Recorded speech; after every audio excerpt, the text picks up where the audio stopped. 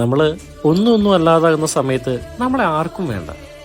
പിന്നെ ഈ ഭൂമിയിൽ ആർക്കെങ്കിലും വേണമെങ്കിൽ ഇതുപോലെ ഒരു നായ്ക്ക് മാത്രമായിരിക്കും. ചോറ് കൊടുക്കുവാണെങ്കിൽ നായ്ക്ക് കൊടുക്കണമെന്ന് കേട്ടിട്ടില്ലേ? അത് വെറുതെ പറയുന്നതല്ല.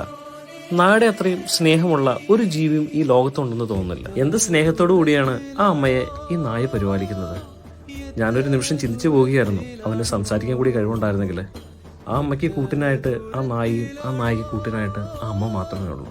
ഭൂമിയിലെ മാലാകന്മാരായ നഴ്സുമാര് ആ അമ്മയെ ഒരു നൈറ്റി വാങ്ങിച്ചിടുന്ന സമയത്ത് ആ നായിക്കുണ്ടാവുന്ന ഒരു വ്യത്യാസം നിങ്ങൾ ശ്രദ്ധിച്ചോണം. ഏതൊരു മനുഷ്യന്റെയും ചങ്കും കരളും വിങ്ങുന്ന ചില പ്രത്യേക നിമിഷങ്ങളാണത്.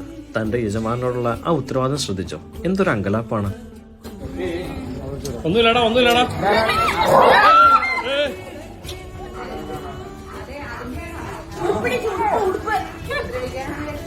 ഈ നായ നമുക്ക് പറഞ്ഞു തരുന്നത് എത്ര വലിയ പാഠങ്ങളാണ്.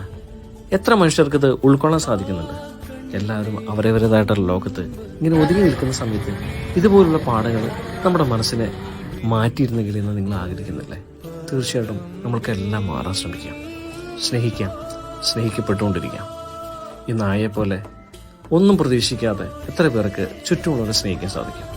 ഒരു മനുഷ്യന് സാധിക്കുന്നതിൽ അപ്പുറമാണത്. പക്ഷെ ഒന്നും ഞാൻ പറയാം, സ്നേഹമാണ് എല്ലാം. സ്നേഹമില്ലെങ്കിൽ ഈ ലോകത്തൊന്നുമില്ല.